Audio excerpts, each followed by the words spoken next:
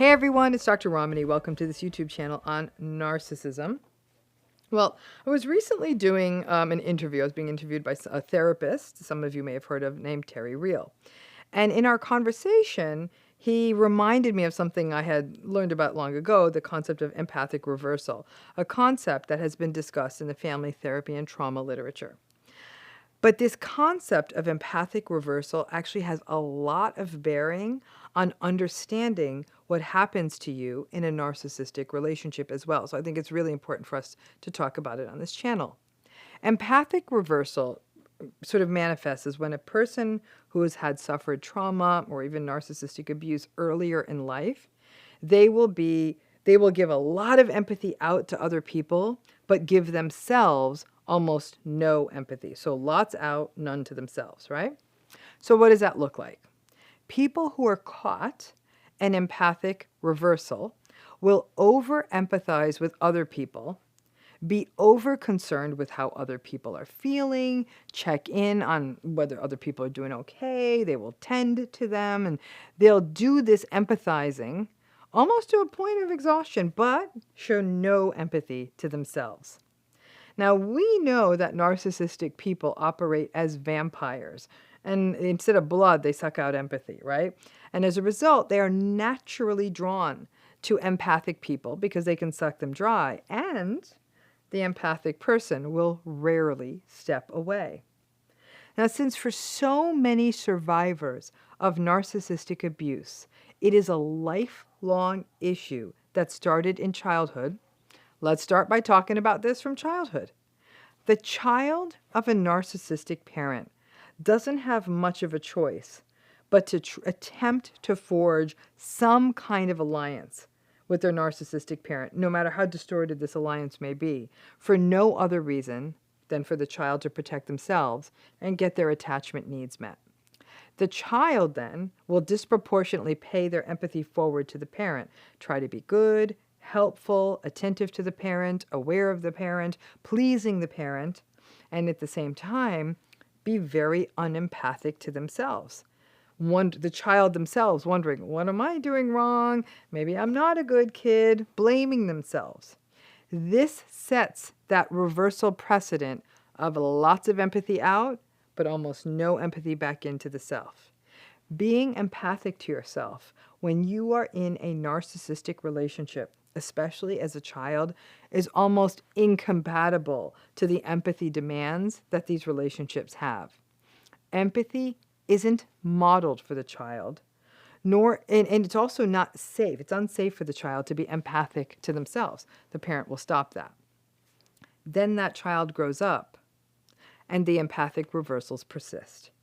The empathic reversal is always a problem because the person is always giving a disproportionate amount of their emotional bandwidth to other people.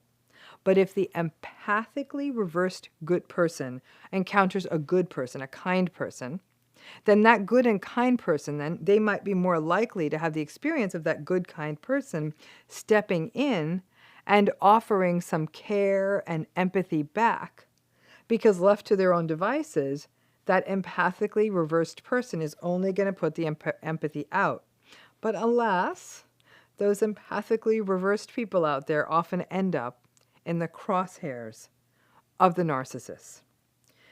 People who have this tendency towards empathic reversal, they give, and the narcissist takes and takes.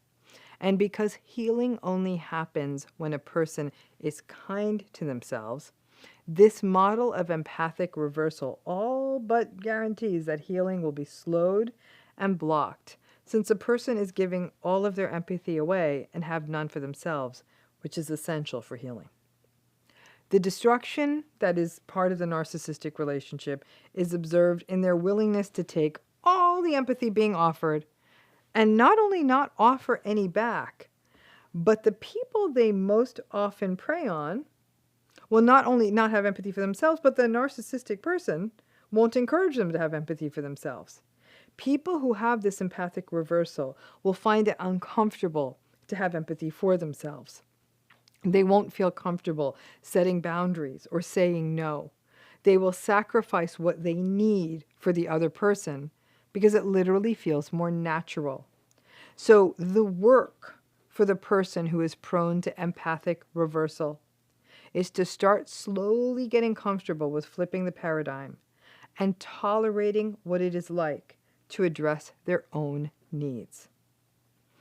The concept of the empathic reversal helps us understand the empath-narcissist dynamic so much better. It's not as simple as the narcissist having some sort of homing device that allows them to prey on empaths, but rather it is the narcissist's willingness to play on this empathic reversal mechanism. The narcissist's needs get met, and the other person expects nothing and gives themselves nothing, and the narcissist loves that, right? So pay attention to this dynamic. Think about whether you find it naturally easier to give to others. And if you actually might even feel safer when you're the one putting the empathy out rather than having to be empathic to yourself. Because if that is easier, it also stands to reason that you may simply get more naturally pulled into narcissistic relationships. So while this empathic reversal is a natural extension of what happens when you have early life trauma or narcissistic relationships, it's so crucial to address it. We tend to glorify the people out there who are all give and no take, but that's actually a really bad precedent because it's a setup for being preyed on by narcissists.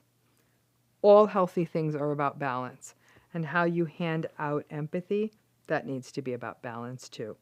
Hope that was helpful, and thanks again.